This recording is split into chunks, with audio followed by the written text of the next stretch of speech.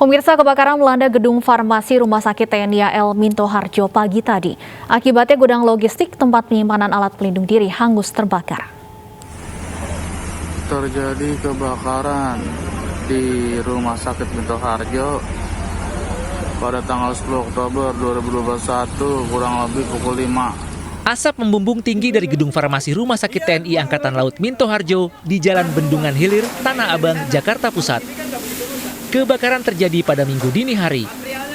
Api diduga berasal dari lantai 2 gedung yang difungsikan sebagai tempat penyimpanan logistik, termasuk APD para nakes. Banyaknya material yang mudah terbakar sempat menyulitkan proses pemadaman. Namun api berhasil dikuasai 1 jam kemudian setelah 10 unit mobil pemadam dan 50 personel dikerahkan ke lokasi. Tidak ada korban jiwa, namun petugas belum bisa memastikan kerugian akibat kebakaran ini. Sementara itu pihak rumah sakit juga belum memberikan keterangan resmi hingga saat ini. Dari Jakarta, Rio Manik, iNews melaporkan. Densus 88 Anti Teror Polri menyelidiki 59 warga Garut, Jawa Barat yang diduga terpapar paham Negara Islam Indonesia atau NII. Warga yang mayoritas masih remaja disebut didoktrin dengan menyebut pemerintah Indonesia sebagai togut.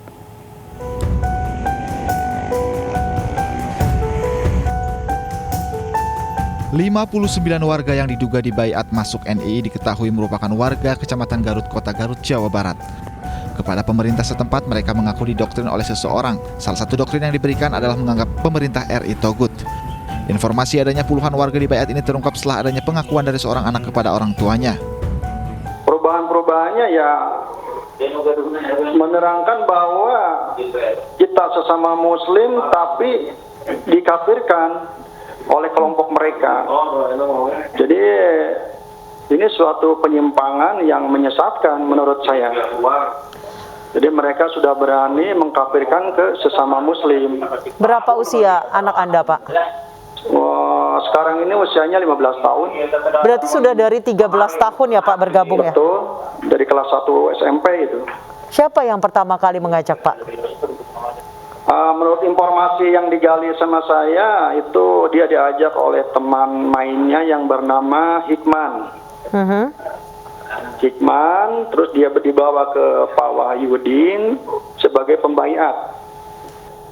Kalau berbicara tentang markas, memang mereka tuh hidden, Bu ya. Hidden, jadi ini kan ada jejaring.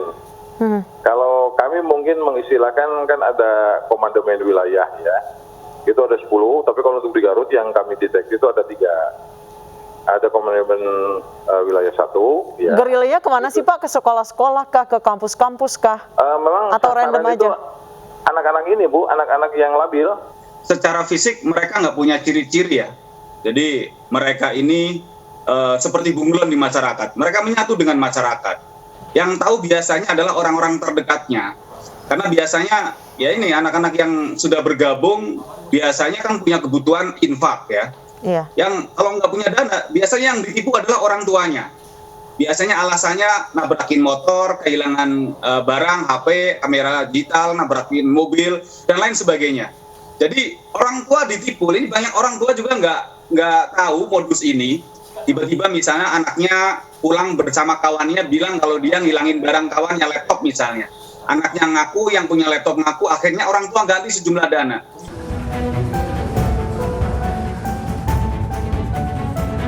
Rencananya 59 warga yang diduga bergabung dengan NII ini akan dibina. Dalam kasus ini, kepolisian belum menetapkan tersangka dan masih melakukan pendalaman dengan meminta keterangan dari sejumlah pihak. Tim Liputan iNews melaporkan. Gubernur Jawa Barat Ridwan Kamil tegaskan warga negara Indonesia wajib menganut paham Pancasila. Khususnya di Jawa Barat, tidak ada paham komunisme dan khilafah di Jawa Barat. Jawa Barat ini selalu kita jaga sebagai provinsi Pancasila ya. Tidak boleh ada komunis di Jawa Barat, tidak boleh ada khilafah di Jawa Barat. Kita ini adalah provinsi Pancasila. Nah, tentulah dalam perjalanan sejarahnya selalu ada upaya-upaya untuk membelokkan nilai-nilai ideologi. Pasti itu akan kita lawan. Jadi fenomena-fenomena ini sudah ditindaklanjuti, kita akan berantas sampai ke akar-akarnya. Pemuda Jawa Barat, pemuda Indonesia harus Kita ke informasi lain, pemirsa, pemerintah Arab Saudi membuka kembali ibadah umroh untuk jamaah asal Indonesia. Kabar baik itu disampaikan Kedutaan Besar Arab Saudi di Jakarta melalui nota diplomatik tertanggal 8 Oktober kemarin. Setelah sekian lama terkurung pandemi, keinginan jemaah haji Indonesia melaksanakan umroh ke Tanah Suci akhirnya terbuka kembali. Pemerintah Kerajaan Arab Saudi dalam nota diplomatiknya menginformasikan perihal pengaturan dimulainya kembali pelaksanaan ibadah umroh bagi jemaah asal Indonesia. Merespon berita gembira ini, pemerintah Indonesia tengah menyiapkan hal-hal teknis terkait keberangkatan umroh dan protokol kesehatan pelaksanaan umroh.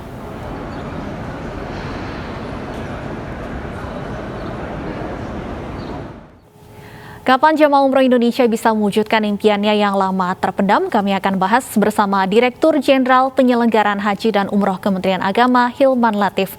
Assalamualaikum, selamat sore Pak Hilman. Waalaikumsalam warahmatullahi wabarakatuh. Selamat sore Mbak Stefani. Baik Pak Hilman, bagaimana kesiapan Indonesia untuk melengkapi syarat umroh dari pemerintah Arab Saudi? Ya, baik. Ada persyaratan-persyaratan yang dulu pernah ditentukan ya kepada Indonesia sebelum keluarnya nota diplomatik ini. Tapi setelah Ibu Menteri Luar Negeri mengumumkan ya tentang nota diplomatik tersebut, memang belum disertai dengan panduan atau rujukan resmi ya akan seperti apa persyaratan-persyaratannya. Tetapi secara garis besar, ya mereka, ya pihak pemerintah Saudi menginginkan bahwa jamaah yang berangkat itu adalah jamaah yang betul-betul siap, ya sehat, safe, gitu ya, bersih, clear dari pandemi. Nah, oleh karena itu, ya dari pihak pemerintah Indonesia, khususnya Kementerian Agama melalui Dirjen PHU, ya dengan Kementerian Kesehatan, dengan Kemenlu, terus berkoordinasi untuk menyiapkan panduan teknis, ya. Baik untuk pre-departure-nya sebelum berangkat ya di sini di Indonesia, kemudian juga pada pelaksanaan di sana ya karantinanya mungkin, kemudian juga persyaratan-persyaratan lain sampai pulangnya ke Indonesia. Nah, jadi kita masih dalam proses penyusunan panduan teknis ya pelaksanaan. Baik, Pak Hilman, kemudian ini pertanyaan yang paling ditunggu oleh para jamaah tentunya. Kapan kemudian artinya jamaah umroh Indonesia bisa mulai diberangkatkan? Ya, itu tergantung dari kesepakatan antara pemerintah Indonesia dengan pemerintah Saudi. Mulai dari aspek penanganan kesehatan, mulai dari sistem yang kita miliki. Ya. Kita memiliki peduli lindungi. Ya. Di Saudi punya tawakal. Ya, kita ingin sistem itu terintegrasi dan itu juga ada koordinasi teknis antara tim kita dengan tim Saudi, gitu ya. Kemudian di sisi lain, Saudi kan juga belum menentukan berapa jumlah jamaah yang akan diizinkan untuk bisa berangkat. Kalau misalnya kita sudah ditentukan jumlah jamaahnya sekian, mekanismenya seperti ini, ya prosedur yang harus ditempuh juga sudah jelas, maka baru kita bisa menentukan kapan keberangkatan pertama, dan itu pun masih kita diskusi siapa yang akan berangkat pertama. Tapi dari kami, pihak pemerintah berharap bahwa ketika kita mengirimkan jamaah umroh ke Saudi, kita sudah betul-betul siap. Ya. Tidak ada insiden. Kita ingin ada policy zero incident policy. Ya. Dan mungkin juga ada skenario-skenario untuk mengantisipasi munculnya kasus-kasus ya. Misalnya kita akan terapkan kebijakan one gate policy. Kita satu pintu dulu deh kalau memungkinkan. Nah, ini skenario-skenario yang kita bangun ya, dan kita komunikasi tentunya dengan stakeholders dari proses umrah ini. Baik itu PPIU ya maupun juga asosiasi-asosiasi. Karena mereka lah yang memiliki jamaah ini, gitu ya, yang Baik. ingin berangkat. Baik, Pak Hilman, terkait vaksinasi, informasi terakhir pemerintah Arab Saudi sudah mengizinkan Sinopharm dan Sinovac asalkan sudah booster. Nah, warga Indonesia kan banyak yang menggunakan vaksin Sinovac, namun hingga saat ini belum ada opsi booster untuk masyarakat umum. Apakah sudah dibicarakan juga terkait persyaratan vaksinasi ini dengan Menteri Kesehatan misalnya? Ya, itu high level ya untuk dialognya, dan kita mendapatkan informasi juga bahwa kan Kementerian Kesehatan kita sudah bertemu dan Kementerian Kesehatan di sana, Menlu kita juga sudah ketemu. Nah, kita berharap bahwa ada lebih banyak kemudahan lah buat jamaah kita. Ya, kalau booster itu tidak dianggap perlu nanti, ya itu kan lebih baik. Tetapi kalau perlu, maka kemudian harus ada mekanisme yang khusus ya dengan otoritas tertentu dari kementerian agar bisa memfasilitasi hal ini tanpa ya mengurangi kepentingan dari masyarakat Indonesia yang lain yang memang juga belum banyak yang divaksin, gitu kan. Jadi ini bukan semata-mata tentang boosternya kita harus disuntik, bisa memenuhi itu, tapi juga mengenai kebijakan besar lah pemerintah Indonesia yang harus kita dukung dengan pengadaan vaksin tertentu ya, yang ternyata di Saudi itu tidak menggunakan vaksin tersebut. Nah, kuncinya adalah mudah-mudahan di masyarakat ini kan trennya semakin membaik ya, semakin melandai kasus-kasus COVID-19 ini gitu ya, prevalensinya semakin kecil, dan itu bisa jadi modal yang bagus untuk komunikasi lebih lanjut. Nah, saya kira ini proses diplomatik jalan, persiapan teknis juga jalan di 3 kementerian ini. Mudah-mudahan Mbak bisa kita fasilitasi ya dengan lebih baik. Baik, Pak Hilman, apakah juga sudah ada informasi mengenai kewajiban karantina bagi jemaah asal Indonesia saat tiba di Arab Saudi? Ya, kalau dari pernyataan Bu Menteri kemarin ya, kita lihat pernyataannya, kita dengarkan juga bahwa ada kewajiban bagi kelompok masyarakat atau jamaah umroh yang belum memenuhi persyaratan kesehatan standar yang ditentukan, maka wajib untuk karantina 5 hari. Nah, inilah yang kita dalami. Yang dimaksud itu apa? Apakah belum di booster, ya, ataukah belum mendapatkan vaksin 2 kali, atau bagaimana, gitu ya. Nah, ini penting ya.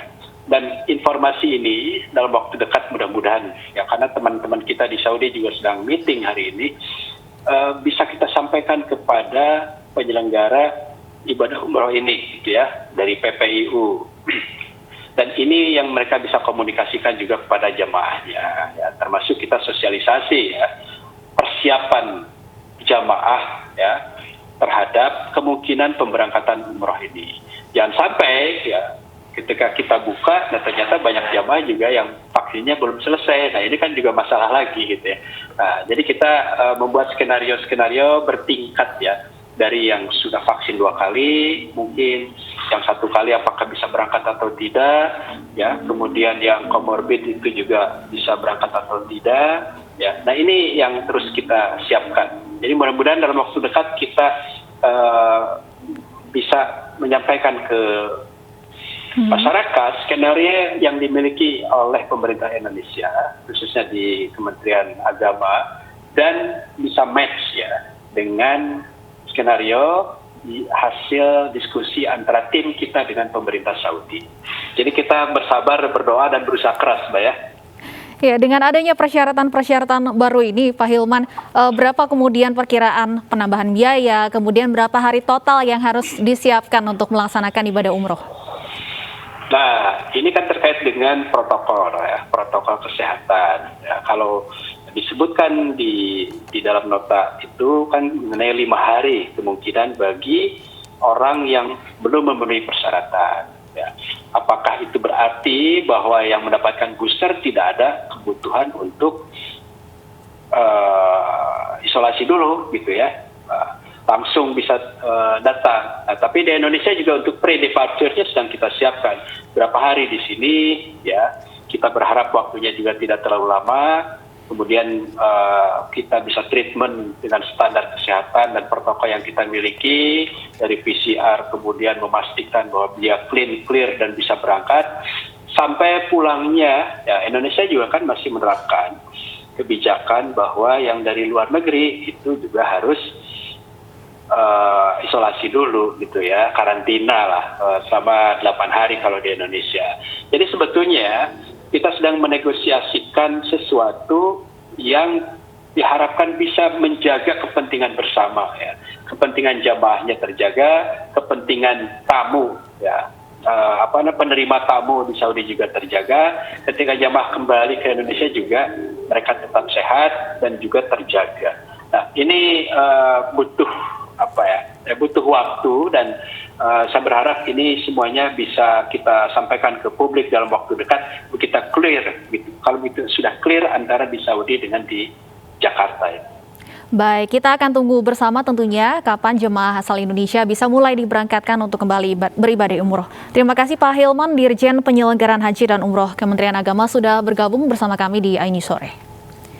Pemirsa, Pemprov DKI Jakarta meminta warganya untuk menghemat penggunaan air bersih, terutama menggunakan air tanah sebagai upaya menjaga kelestarian lingkungan. Pemprov DKI dan Kementerian PUPR bekerja sama untuk memenuhi kebutuhan air warga.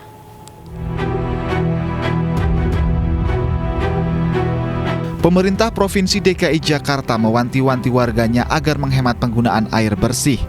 Pemprov DKI meminta penggunaan air tanah digunakan bagi kebutuhan rumah tangga dan dibatasi hingga 50 kubik per bulan. Sementara penggunaan air tanah nantinya akan dilarang untuk kepentingan komersil antara lain perkantoran, hotel, hingga apartemen. Untuk memenuhi kebutuhan air komersil, Pemprov DKI Jakarta bekerjasama dengan Kementerian PUPR menyiapkan sumber air bersih untuk warga Jakarta. Jadi kita baru bisa menyiapkan kurang lebih 62-64% ya. Selebihnya masih dalam proses dengan dukungan bantuan Pak Basuki, Menteri PUPR ya. Sedang dalam proses kita mengadakan sumber air bersih untuk Jakarta, mulai dari Jatiluhur 1, 2 ya. Airan, Buaran, dan lain sebagainya. Kementerian PUPR juga menyebut akan menyediakan air minum baku untuk masyarakat. Nantinya warga Jakarta bakal dilarang menggunakan air tanah. Wacana penggantian air tanah dengan PAM menuai ragam tanggapan. Ya nggak setuju lah, ntar kita kalau misalnya listrik mati, kita dari mana ngambil airnya?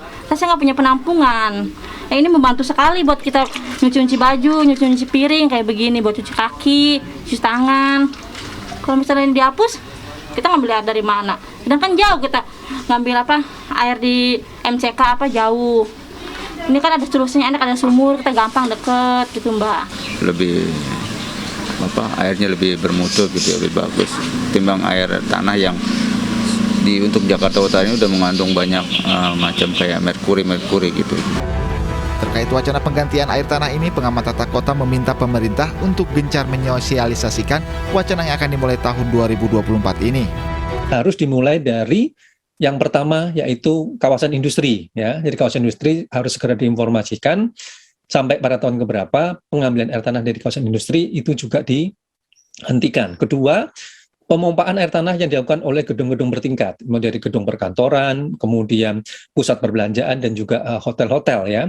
Ini juga harus diinformasikan pada tahun keberapa mereka menghentikan pengambilan air tanah. Baru pada tingkat ketiga yang paling akhir di tingkat rumah tangga. Penghematan air tanah ini merupakan salah satu cara untuk menjaga lingkungan. Pemprov pun berharap warga Jakarta dapat segera menerapkan gaya hidup hemat air mulai dari saat ini. Tim Liputan iNews melaporkan. Pemirsa, seorang pengedar narkoba nekat menyelundupkan sabu dalam tape ubi di Langkat, Sumatera Utara. Sebelumnya upaya penyelundupan juga dilakukan dengan menyembunyikan narkoba dalam tulang ayam. Tujuan penyelundupan tersebut adalah para tahanan di lembaga pemasyarakatan.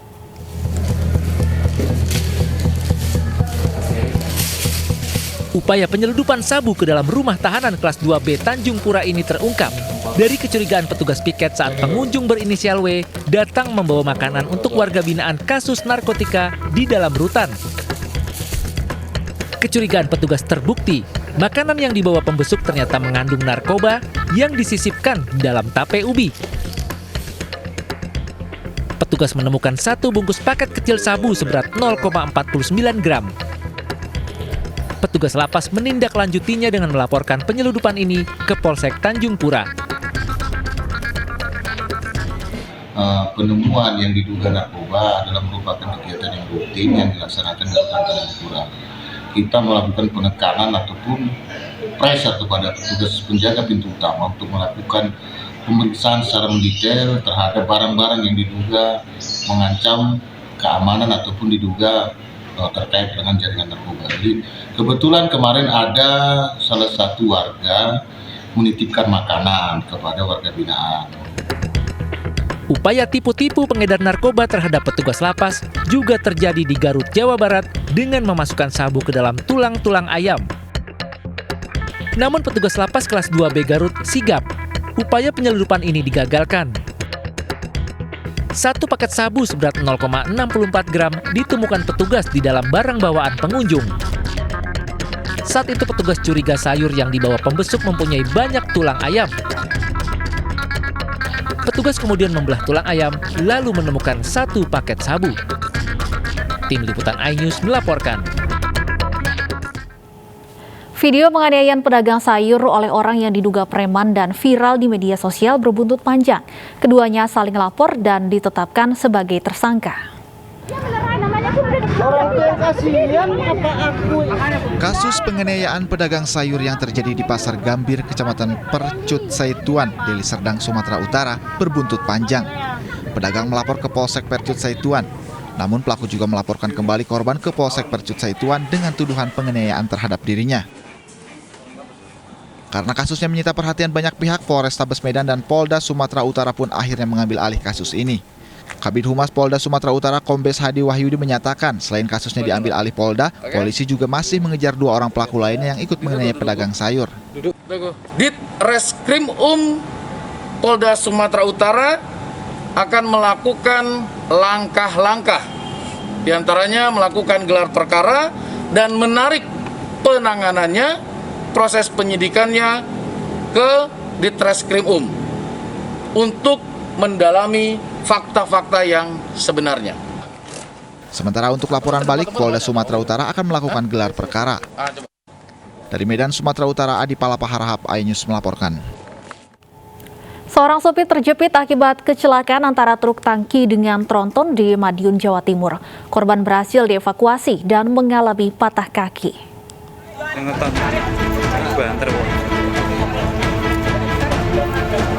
Warga dan petugas berupaya menyelamatkan supir truk tangki yang terjepit dalam kabin kendaraannya akibat bertabrakan dengan tronton di jalur Madiun, Surabaya, Jawa Timur.